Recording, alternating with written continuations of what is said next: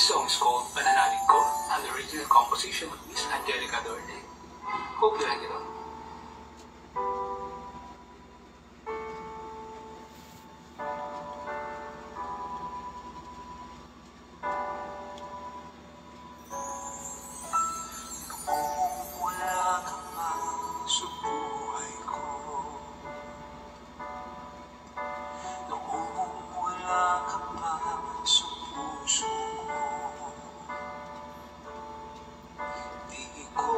Pinapansin pag-ibig mo sa'kin, pag-ibig at biyaya mo hindi ko inangkin. Buhay sa kasalanan ang puso ko, pag-ibig ko'y hindi ilan sa'yo. Mahina sa puso ang pagkatao ko, pananalig ko sa iyo'y hindi siniseryoso.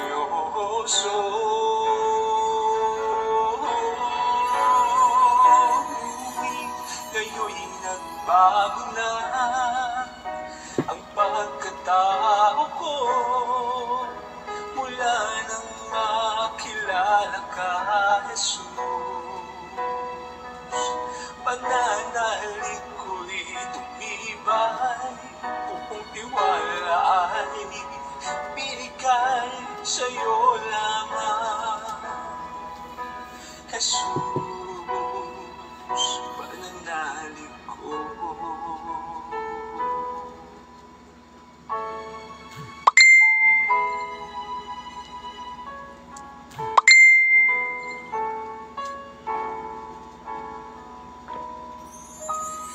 Buhay sa kasalanan ang puso ko, pag-ibig ko'y hindi ilan sa'yo. Mahina sa tukso ang pagkatao ko, pananalig ko sa iyo'y hindi siniseryoso.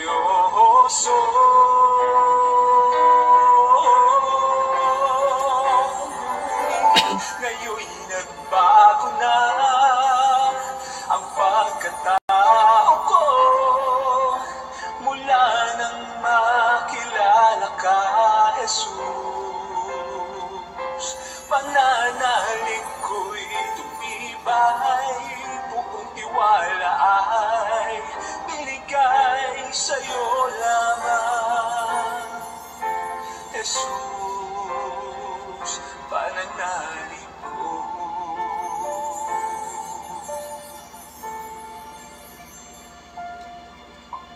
Sa'yo lamang, Jesus.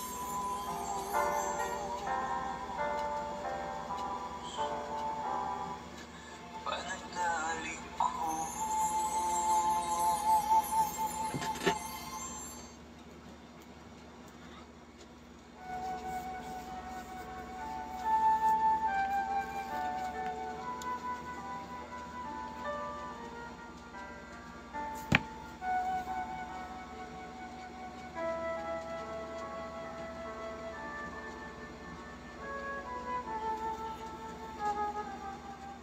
Sa ngalan ng Ama at ng Anak at ng Espiritu Santo. Amen. Papuri sa iyo, O Panginoong Diyos na buhay. Muli maraming salamat sa online piging na inihain mo ang February 13, 2024, ang Tuesday Gospel, Panginoon, upang maging spiritual naming pagkain. Muli, ang iyong bang lingkod ay lalapit na may kababaang loob, humihingi ng karunungan, humihingi ng kababaang loob, humihingi ng patnubay ng iyong banal na espiritu. Gamitin mo lamang instrumento na daluyan ng iyong mabuting balita. Ngayon din, lahat ng mga kapaguran namin sa araw na ito, Panginoong pisikal, Pawiin mo, Panginoon, ng iyong mga salita. Mga salita mong nagbibigay buhay sa amin. Yes, Lord, mangusap ka sa bawat isa na ang iyong spirito at ang spirito namin magkaugnay upang maunawaan namin ang iyong mga pangaral sa araw-araw. At ano man ang maging hadlang sa Facebook Live na ito for Tuesday Gospel, Panginoon, in Jesus' name kinakasaot ko at ikaw, Panginoon, ang iyong banal na Espiritu, ang maghari, ang mapuspos sa bawat isa. Halina, Espiritu Santo, manahan ka sa bawat isa. Ito ang pinakamalagang oras ang magnilay sa iyong mabuting balita araw-araw bilang pagkain naming spiritual. Ikaw ang maitaas sa Facebook na ito, ikaw ang bida, ikaw ang mabigyan ng parangal. Magbinhi ka ng iyong aral, Panginoon, sa puso ng bawat nakakarinig. Nasaan man kami, ano man ang ginagawa namin sa mga oras na ito, binhian mo ang aming puso ng iyong mensahe, Panginoon. Ikaw ang dahilan ng araw na ito, ang mga ikinilos namin, ang mga blessings, Lord, ang mga katagumpayan sa bawat pagsubok, hindi dahil sa iyo. At karapat dapat lamang ibalik sa iyo ang parangal at papuri. Lord, ang kabutihan mo ay walang hanggan, ang habag mo ay laging naririto. Nawa, bigyan namin ito ng halaga. Nawa, ikaw, Panginoon, ay sambahin namin with all our heart, soul, mind, strength. Ang lahat ay pinagkakatiwala mo lamang, Panginoon, pinapahiram. At maraming salamat sa pahiram na oras na ito upang ikaw ay mangaral. Mangaral ng iyong mga salita na magiging sandata namin at kayamanan namin sa aming buhay. Muli, patuloy kang kumilos sa mga susunod na minuto. Ang lahat ng ito ay dalangin ko po sa iyo, Ama, sa pangalan ng Anak, kaysa ng Espiritu Santo. Amen. Bigyan po natin ng parangal ang mabuting balita. Hallelujah, hallelujah. Purihin ka, Amang Diyos na makapangyarihan sa lahat. Hallelujah, hallelujah.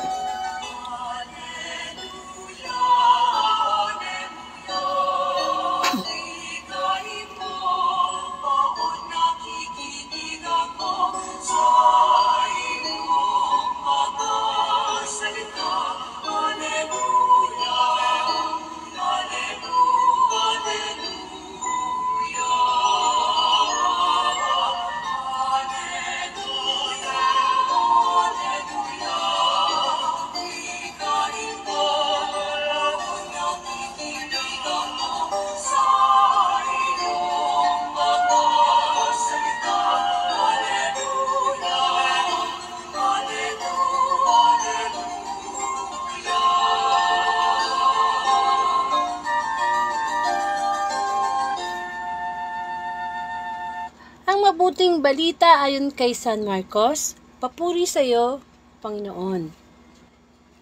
Lebadura ng mga Pariseo at ni Herodes. Nalimutan ng mga alagad na magdala ng tinapay, at isa lang ang kanilang tinapay sa bangka. Kaiingat kayo, ilagan ninyo ang lebadura ng mga Pariseo at mga lebadura ni Herodes. Babala ni Jesus sa kanila. Nag-usap-usap ang mga alagad. Wala kasi tayong dalang tinapay, kaya niya sinabi yon. Alam ito ni Jesus, kaya't sila'y tinanong niya, bakit ninyo pinag-uusapan na kayo walang dalang tinapay? Hindi pa ba kayo nakababatid o nakakaunawa? Hindi pa ba ito abot ng inyong isip? Wala ba kayong mata? Wala ba kayong tenga? Nakalimutan na ba ninyo ng pagpira-pirasuhin ko ang 5 tinapay para sa 5,000? Ilang bakol ang napuno ninyo sa mga lumabis na tinapay? 12 po, tugon nila. At ang pagpira-pirasuhin ko ang 7 tinapay para sa 4,000, ilang bakol na malaki ang napuno ninyo? Tanong niya. 7 bakol po, tugon nila. At hindi pa rin ninyo nauunawaan ang wika niya. Mga kapatid, ang mabuting balita ng ating kaligtasan, pinupuri ka namin, Panginoong Heso Kristo. Muli, welcome po sa Word of God Daily Gospel, na ang araw-araw na mabuting balita ay ihatid sa atin through Facebook Live. Dahil kailangan natin ng spiritual food. Kung kailangan natin ng physical food, dahil tayo nagugutom, nauuhaw, mas kailangan natin ng spiritual food sapagkat ang kaluluwa natin ang ililigtas nito. Ako po si Sister Angelica Dorde from Bulacan at isa po kong Katoliko. Muli ang Facebook Live na ito ay nagsimula noong August 5, 2019. At purihin ng Panginoon sapagkat hanggang sa mga oras na ito, patuloy na ginagamit ng Diyos ang Facebook Live upang ihatid sa atin ang mabuting balita, ano po man ang ginagawa natin ngayon at kung nasaan po man tayo ngayon. Ang mahalaga lang po ay yung bukas ng ating puso sa espiritual na pagkain. Muli, espiritual na pagkain po ang ihahatid sa atin ng Diyos. Ang Diyos ang gumagawa ng piging online. Amen. So, ang pagbasa po natin ay tungkol sa libradura ng mga Pariseo at ni Herodes. Ang pagbasa ay nagmula kay San Marcos chapter 8 verses 14 to 21. Amen. So, maraming tanong, no? Maraming tinanong ang Panginoong Jesus dito. Sabi niya, sinabi niya na marami siyang tinanong sa mga alagad. Bakit ninyo pinag-uusapan na kayo walang dinang dinapay? Hindi pa ba kayo nakakabatid o nakakaunawa? Hindi pa ba ito abot ng inyong isip? Wala pa ba kayong mata? Wala pa ba kayong tenga? Alagad na yun, ha? Alagad na yung kausap ng Panginoon, no? Tapos merong parang nag-throwback ang Panginoong Jesus. Sabi niya, nakalimutan niyo na ba yung ginawa niyang himala? Napakain niya yung 5,000, napakain niya yung 4,000. Amen? Tapos tinanong niya, ilan ba yung lumabes? Doon sa mga pinakain niya, di ba? Kasi di ba naghimala siya na yung tinapay, dumami, tapos ang daming napakain tao. Tapos hindi lang napakain lahat ng mga tao, may lumabis pa. Amen. Tayo po, ang salita ng Diyos, ganyan lang naman yun, nagkikwento ng mga ginagawang himala ng Panginoon. Minsan, gumagamit siya ng mga talinghaga. Pero ang talagang pinupunto ng Diyos ay yung spiritual na mensahe. Kapag tayo po ay nagsisimba, nakikinig ng homily, yun naman talaga ang gusto ng Panginoon, magbinhi sa puso natin ng mensaheng spiritual. Kasi ang mini-message ni Lord, yung kaligtasan ng ating kaluluwa. Ginawa na ni Jesus Christ yung part niya. Ginawa na ni Jesus Christ, diba? Nangaral siya, nagpagaling siya, naghimala siya, namatay siya, muli siya nabuhay para sa ating mga makasalanan, para tayo ay makalapit sa Diyos Ama, makahingi ng tawad. Nagawa na, na-perform na ni Jesus Christ yung kanyang role. So tayo ngayon ang magpapatuloy. Tayo na yung magpapatuloy nung ginawa ng Panginoong Jesus para lubos-lubusan na tayo makapasok sa langit. Amen. So, ang tinapay, no, in a physical aspect, di ba yung pandesal? Yan, yung pandesal. Sa umaga, masarap kainin yan. At nilalagyan talaga ng pampaalsa. No? Nilalagyan nila ng pampaalsa. And, of course, hindi lang mga pandesal. Iba't ibang klaseng tinapay, nilalagyan talaga ng pampaalsa, no? Sa buhay po natin, dapat tayo, meron din tayong tawag na pampaalsa. Kumbaga, hindi tayo dapat magre-remain na ganun na lang, na nilikha tayo ng Diyos, na ang trabaho natin gumising sa umaga, magtrabaho, gumawa ng mga bagay na gusto natin, pangarap natin, pagkatapos nun, matutulog uli. Pag natulog, hindi tayo sigurado kung gigisingin pa tayo ni Lord. Dahil kapag tulog tayo, ayun, Ayun na yung pagkakataon ng Diyos na hawak niya yung free will natin. Ako, tulog to, tulog. Hindi pa naginip niya, hindi niya mapili, no? Pag tayo tulog, no? Just imagine kung matutulog tayo, wala, hindi natin mapili yung panaginip natin, eh. Kaya sa bawat pagising natin sa umaga, tayo magpasalamat sa Diyos. Kasi tayo nagising. Tsaka palang gagana yung free will natin. Di po ba? Kaya, kung ang buhay natin, ganun lang, no? Gising, kain, tulog, trabaho, pangarap, from the top. Gising, kain, tulog, pangarap, from the top. Ulit-ulit ganun, no? Sabi sa Bible, tayo na yung pinakawalang kwentang tao. Kung ganyan lang ang buhay natin. Tatanda tayo na ganun lang. Ang talaga namang dahilan dapat ng ating buhay, para tayo umalsa, para tayo nagkaroon ng silbi sa mundo, una dapat ang Panginoon. Dapat una ang Panginoon, ang dahilan. Sapagkat ang bawat, kamukha itong araw na to, kamukha nung, itong araw na to, no? Actually, ang pinagninilayan natin ngayon, yung February 13, Tuesday Gospel pa. Kasi hindi ako nakapag-gospel ng mga nakarang araw. Kasi nga po, nag-graduate yung anak ko. Ang dami pong nila. But anyway, sinisikap po naman sa tulong ng Diyos na buuin yung 365 days na daily gospel. Kaya kahit nalilate ako, nagtatry ako humabol. So, 2 days yung na-miss ko, February 30, at yung kahapon, February 14. Kasi nakipag-date ako sa asawa ko. So, ngayon, nagtatrabaho ako ng 3. So, actually, yung February 15 na gospel, tapos na, kanina. Balikan nyo na lang po sa timeline ko. Meron po akong guest preacher, si Sister Angelica Guevara, from Canada. Siya yung kaninang guest preacher natin. So, nag-invite din po tayo ng mga guest preacher na iba't ibang Catholic preacher, no? Sa iba't ibang lugar sa Pilipinas. So, ngayon, mahabol tayo, no? So, February 30. So, pagkatapos ng February 13, pagkatapos ng Facebook Live na ito, isusunod ko na yung February 14, yung kahapon, para kompleto na. So, yan naman ang hangarin ng Facebook Live na ito, eh. Everyday Gospel. Everyday. 365 days. So, just imagine, no? August 5, 2019.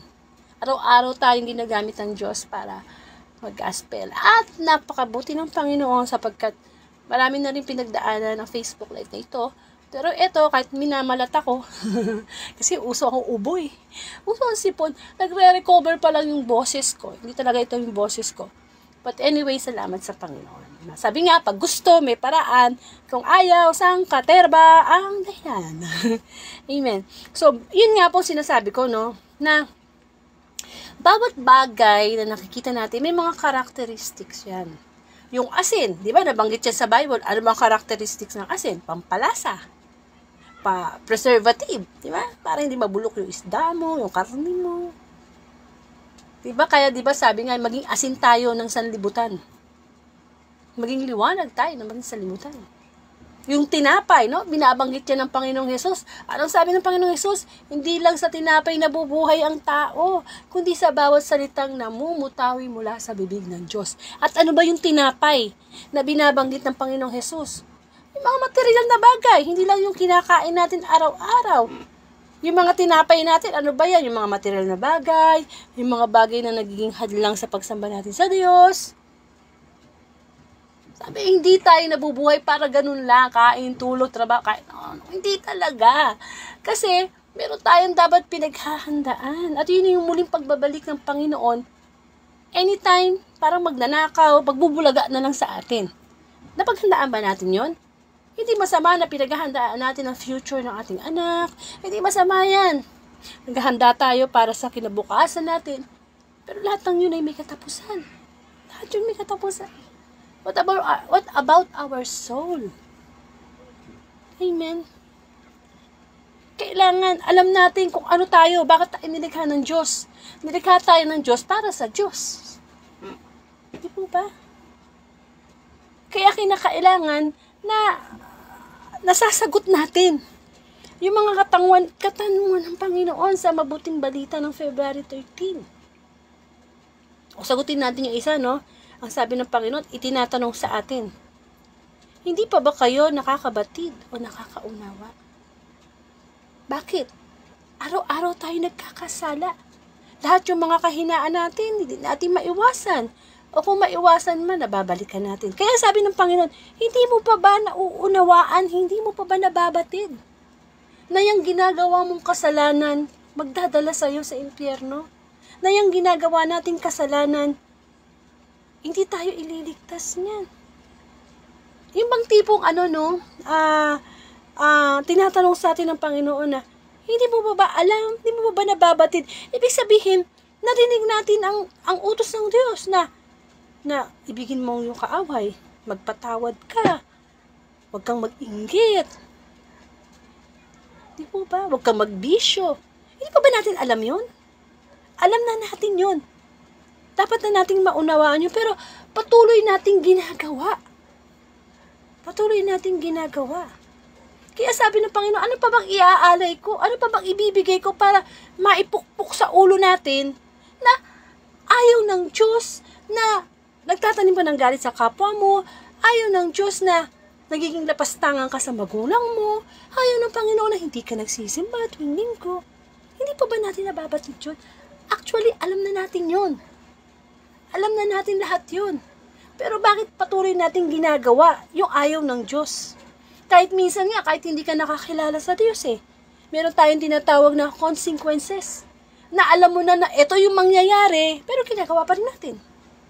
Alam natin na pwede tayong magkaroon ng STD kapag nakipagtalik tayo sa isang tao na hindi naman natin asawa.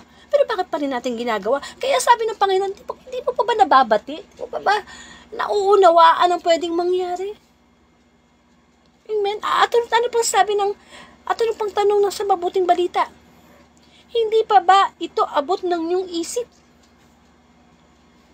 Diba? Sabi, kamusta na? Bakit yan pa rin ang kasalanan ginagawa mo? Hindi ka makaalis-alis. Hindi ba yun abot ng isip mo? Masyado bang mataas yung standard na hinihingi ng Diyos? Minsan nga mga simple lang na, masamang kumain ng junk food. Kasi magdudulot sa iyo niya ng sobrang asin. Kaya nga junk food, diba? Ano ba sabihin ng junk? Basura. Basurang pagkain. Pero bakit na-attract tayong kumain? Kasi masarap sa panlasa. At yun ang target ng dyablo. Yung ating tawag ng laman. Hindi po ba? Kaya sabi ng tanong sa atin ng Panginoon, hindi pa ba abot yan ng isip mo? Napakasimple lang yan. Hindi po ba? Napakasimple. Sayang yung pera. Ibibili mo ng junk food. Ibili mo na lang ng mansanas, ng saging. Nabusog pa, masustansya pa. Diba? May mga ginagawa tayo na abot naman ang isip natin Pero hindi natin iniintindi kasi nga, yung gusto natin, nakapagpapaligaya sa atin, ang ating sinusunod. Kung sa maliliit pa lang na bagay, hindi na maabot ng isip natin, which ang katotohanan naman, abot naman talaga ng isip natin Hindi naman kinakailangang maging professional ka, mataas yung pinag-aralan mo, para malaman mo na yung mga bagay na ipinapasok natin sa katawan natin, kinakain natin, pwede magdulot ng cancer in the future, pwede magkaroon ng nephritis, diabetes, sakit sa puso. Hindi po ba? Kaya sabi ng Panginoon, ano pa ba? Kung hindi tayo mapagkakatiwalaan sa maliit na bagay, mas hindi tayo makakapagtiwalaan ng Diyos sa malaking bagay. Kung hindi natin kayang magpigil sa pagsisigarilyo, sa pagkain ng mga pagkain hindi masusustansya, mga instant na pagkain, mas lalo natin hindi kayang sundin ang utos ng Diyos na magpatawad ng kapwa. Tumulong sa kapwa. Mas lalo mahirap yun. Kasi kailangan nun yung spiritual mong kaugnayan sa Diyos malakas. Amen? Yung bang tipong ang taas naman ng pinag-aralan natin. Pero pagdating sa kasalanan, nagiging bobo tayo. Yung mataas yung pinag-aralan mo, mayaman ka. Pero pagdating sa init ng ulo, hindi mo makontrol yung sarili mo. Nagmumura ka. Di ba? Napapanood natin yung sa mga social media. Yung minsan, road rage. Nagkasanggaan. Bababa yung isa, magmumura. Kung titingnan mo, mukha namang mayaman, mukhang may pinag-aralan. Di ba? Pag nagagalit tayo, hindi natin makontrol. Yung ating emotion, nawawala yung pinag-aralan natin. Amen? Kaya sabi ng Panginoon, hindi nyo pa ba nauunawaan yan? Na kapag sobra ang galit mo, pwede ka makapatay ng tao. At ang pagsisisi nasa huli. Hindi pa ba abot ng isip natin yan? Kung tutusin, ni-level na nga ni Jesus Christ yung isip niya sa isip natin, kaya siya nagkatawang tao Para maunawaan niya na, ay ganito pala ang natutukso. Hindi ba? Tinukso ang Panginoong Jesus sa ilang. Na ganito pala yung nagagalit, ganito pala yung nagkakasakit, di ba? Pero hindi pa rin natin ginagawa. Kung minsan, masasabi natin na baka mas okay pa yung hayop mag-isip Kasi ang hayop, alam nila yung nature nila Alam nila yung nature nila, di ba? Ang baboy, paliguan mo man yan, paliguan, pupunta pa rin yan sa putik. Magdudumi pa rin yan, yung kalabaw. Amen. Pero tayong tao, may isip tayo, meron tayong kaluluwa.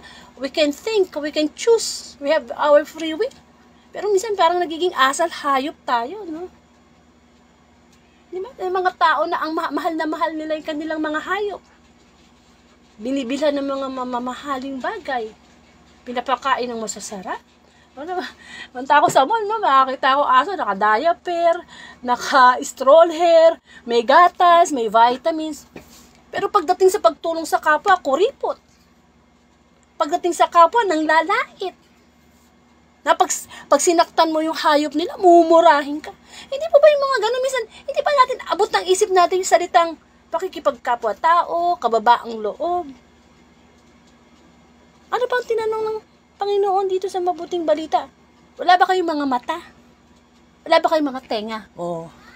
Ano ibig sabihin nun? Yung ba'y literal na sinasabi ng Diyos na, bulag ka ba? Wala ka bang mata? Wala kang tenga? Hindi. Ang spiritual na mensahe ng Diyos, wala ba kayong mga mata? Ibig sabihin, kamusta na yung spiritual nating mata? Yung spiritual nating tenga? Yung bang tipong pag nagsimba ka, maririnig mo yung homily ni Father, sasabihin ni Father na, igalang mo yung ama't ina. Di ba narinig natin yon? Nakita pa natin kung paano i-react ni Father yon. Ito lang, sa Facebook Live na ito, di ba? Hindi nyo man ako nakikita, naririnig nyo na, halimbawa, sabihin ng Diyos na iutos sa mabuting balita na tumulong ka sa kapwa mo. Naririnig natin yun. Kaya alam, yun ang sinasabing pasok sa kanan, labas sa kaliwa. Kailangan pag pumasok sa kanang tenga mo, yung narinig mong mensahe ng Diyos, tumidiretso yan dapat sa puso natin. Amen. Kaya hindi natin maintindihan ng Diyos Bakit? Kasi bulag tayo, spiritual. Oo, nagpapagaling ang Panginoong Jesus ng mga bulag. Nakakakita yung mga bulag, nakakarinig yung mga pipe. Physical healing yun. Pero talaga ang gusto ng Diyos, sa atin, hindi nga tayo bulag, di tayo bingi. Pero bingi tayo. Pagdating sa paggawa ng mabuti, bingi, bulag, nagbubulag-bulagan tayo sa katotohanan. Ang salita ng Diyos ang magpapalaya sa atin. Hindi ba sabi nga, the truth will set us free.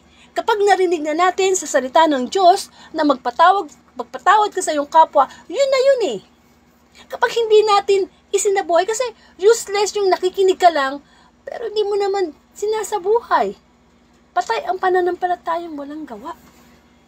Kaya, punta ka ng mall, marami kang makikita, marami kang maririnig, pero ilan doon ang hindi bulag espiritual, hindi bingi espiritual. Yung bang pag narinig ang salita ng Diyos, sinasabuhay, ibinabahagi sa iba. Kaya nga 'di ba may mga spiritual leprosy, merong ketong na pinapagaling ang Panginoong Hesus, merong mga na-paralyzed na pinapagaling ang Panginoong Hesus. Pero sa atin yung spiritual na leprosy, spiritual na paralyzed tayo, paralyzed sa kasalanan, di tayo makagalaw, na yung kasalanan na nagiging master natin, yung kasalanan nagiging slave tayo.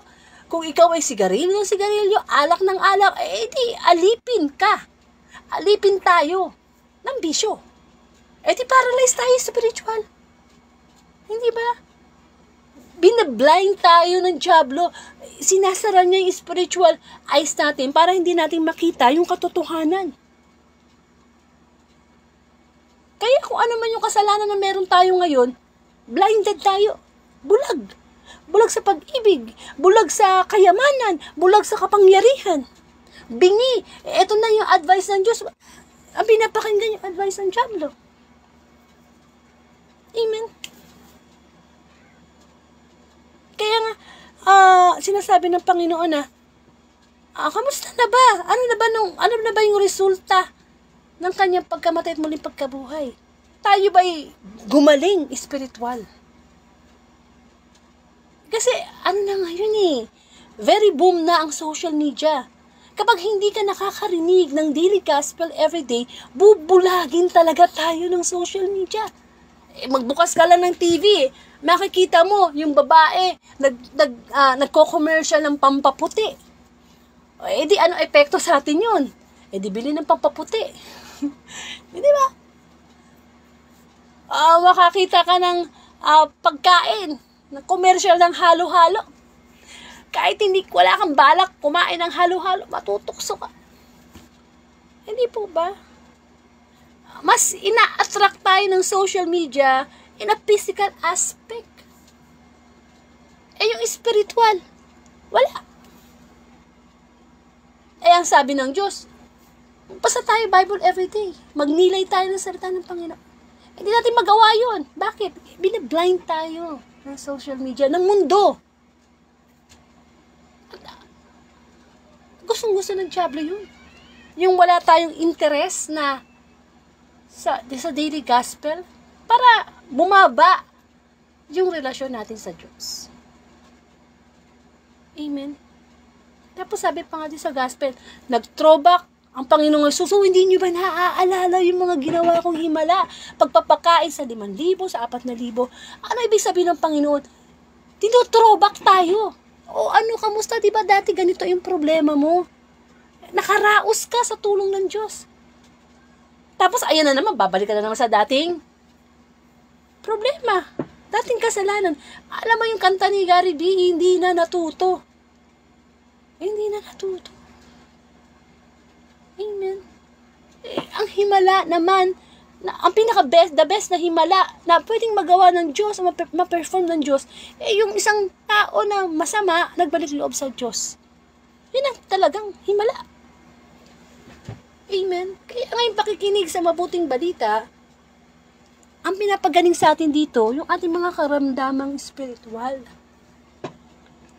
Kasi higit pa yan sa cancer, higit pa yan sa diabetes, higit pa yan Yan ang malaking problema na hinaharap ng lahat ng tao sa buong mundo.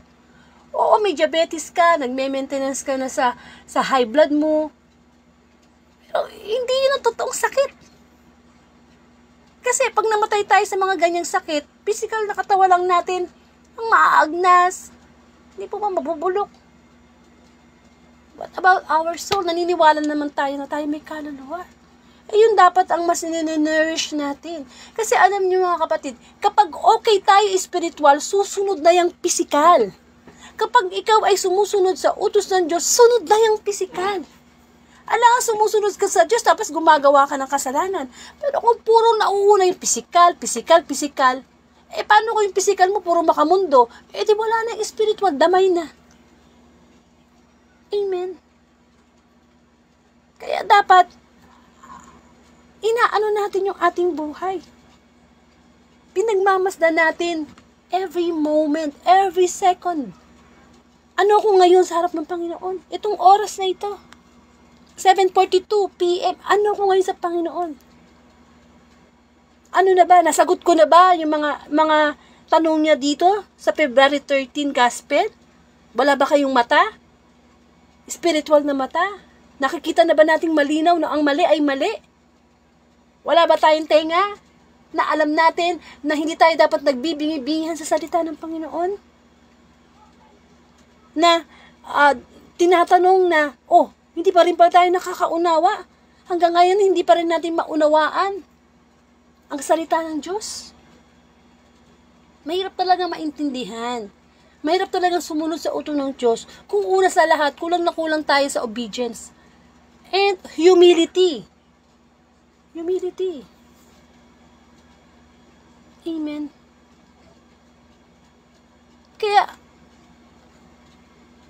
marami namang may example no? Marami namang matotrobak si Jesus Christ Bakit yung tinapay? yung pagpapakain sa 5,000 at 8,000 ang kanyang tinrobak. Kasi naabag ang Panginoon eh. Nung makita niya na pagod, gutom yung mga tao, di ba naghimala siya, pinakain niya ng napakaraming tao na nagsimula sa ilang piraso lang na pagkain, pinarami niya. Yun ang itinutrobak sa atin lagi ng Panginoon eh. Yung mga physical nating kahinaan, na dapat mapalitan na yun ng kalakasang espiritual. Na magsimula tayo sa kakaunti. O dati konti yung pasensya mo. Dati konti yung peace of mind mo. Pwede yung maparami. Pwede yung kapayapaan mo sa isip mo, pwede yung dumami. Parang yung pinarami yung pagpapakain sa 5,000. Diba sabi nga, anong meron dyan? Diba sabi ng Panginoong Hesus, naku, gutom na yung mga tao, anong meron dyan? May tinapay dyan, may isda dyan. O, akin na, paramihin natin. Sa buhay natin ganun din. Ano pa ba yung meron tayong natitira? Bakit hindi tayo makaalis-alis sa kasalanan na kinalalagyan natin ngayon? Ano pa ba yung meron? Meron pa ba tayong pasensya? Meron pa ba tayong pag-asa? Meron pa ba tayong tiwala sa Diyos? Yung kakarampot na meron pa tayo, pwede yung dumami. Pwede yung mag-grow spiritually.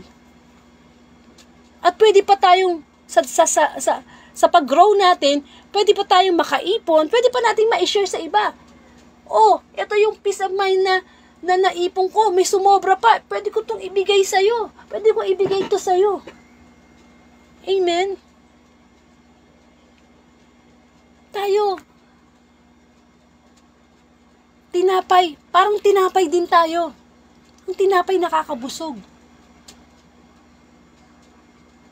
Ang tinapay instant, hindi mo na kailangan munang magsaing. 'Di ba? Pag nagsasaing ka, kailangan mong itakal, kailangan mo lagyan tubig, kailangan mo iluto. Pero ang tinapay available anytime, pwede nating makuha 'yan eh. Sana tayo din, no, maging tinapay din tayo spiritually. Na nakakabusog, nakakapag-inspire tayo ng ibang tao. Yung madali tayong lapitan, madali tayong i-approach ng kapwa natin.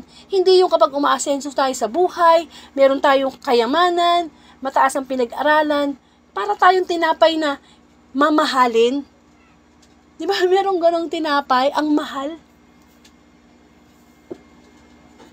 Pero ang gusto ng Panginoon, maging tinapay tayo na affordable lang, pero priceless. Parang ang Panginoong Hesus. Diba? Naging simple siya. Napakita niya yung kanyang kabubuang loob, pero priceless siya. Napakahalaga niya. Maging tinapay tayo, ibig sabihin, yung bang tinapay na nagbibigay buhay, kamukha ng Panginoong Hesus. Kamukha ng sinabi ng Panginoong Hesus na hindi lamang sa tinapay na bubuhay ang tao, kundi sa bawat salitang namumutawi sa bibig ng Diyos. Maging tinapay tayo spiritually, na may kabusugan. Isang tinapay na kapag tinik natin, hindi tayo magugutom. Kasi gutom tayo spiritual. Amen. Nawa masagot ng mabuting balita yung mga tanong ng Diyos sa atin, no? Una, yun nga tinatanong, hindi nyo pa ba naiintindihan? Hindi nyo pa ba nauunawaan? Hindi pa ba patid ng isip nyo? Wala ba kayong mata? Wala ba kayong tenga? Ayan ang mga tanong ng Panginoong Hesus sa atin. Na kapag nasagot natin in a spiritual way, ay, magiging kalugod-lugod na tayo sa Panginoon. May silbi na pala yung pagkatinapay natin dito sa mundo.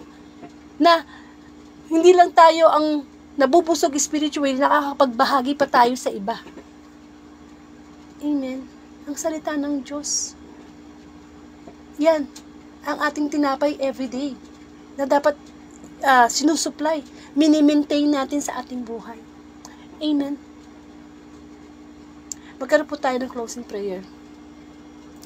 Salamat Panginoon muli sa pagpapaalala mo sa amin na marami kaming pagkukulang sa iyo.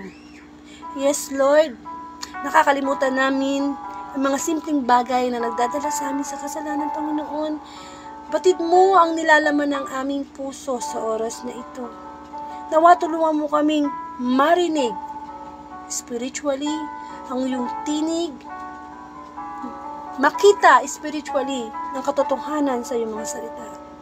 Mabatid namin at magbigyan mo kami ng unawa upang talikuran ang aming mga kasalanan. Panginoon, patuloy kang kumilos sa aming buhay. Nawa, yung natitira pa na pag-asa sa aming puso ay maparami namin sa tulong mo. Yes, Lord, I pray for Brother Santiago, Elgario, Gumban, Kolo, at sa lahat ng makakarinig ng mabuting balita. Bless them, O Lord. Give them the wisdom. Give them the peace of mind sa kanila at sa kanilang pamilya. At pinapanalangin namin ang buong mundo. Bigyan mo po kami ng wisdom, Panginoon, sapagkat sa panahon na ito, laganap ang kasamaan ng dyablo. And I pray sa Facebook Live na ito, Panginoon, patuloy mong gamitin bilang tinapay na nagbibigay buhay everyday. At ang inyong abang lingkod ay patuloy mong bigyan ng kababaang loob at karunungan at gamitin sa pagkapahayag ng iyong mabuting balita, Panginoon. Ama namin, sumasalangit ka, sambahin ang ngalan mo, mapasa amin ang kaharian mo. Sundin ang loob mo dito sa lupa para nasa langit. Bigyan mo kami ng aming kakanin sa araw-araw, tawarin mo kami sa aming mga sala. Para nang pagpapatawad namin sa nagkakasala sa amin. Mo kami paintulong sa tukso, at mo kami sa lahat ng masama. Amen. Amen. Marami pong salamat. Kung hindi nyo naumpisahan ang February 13 Gospel, pwede po ko kayo bumalik sa timeline ko, Angelica Dorde, o sa YouTube channel. Yung August 5, 2019 hanggang present, nandoon po kung gusto nyo mag-throwback. And pa-subscribe na lang po. And pakibahagi na lang po, at pakishare ang Tuesday Gospel sa inyong timeline o sa inyong group chat. Pagkatapos po nito, bigyan nyo lang po ako ng 3 minutes. Susunod na po natin ang February 14, 2024, Wednesday Gospel kahapon. Maganda po maganda po. So, sana yung mga nanood ngayon, ituloy nyo, no? Kasi pumasok na ang, yun na nga, Kwaresma, di ba? At maganda po yung gospel kahapon. Amen? Maraming pong salamat, and to God be the glory.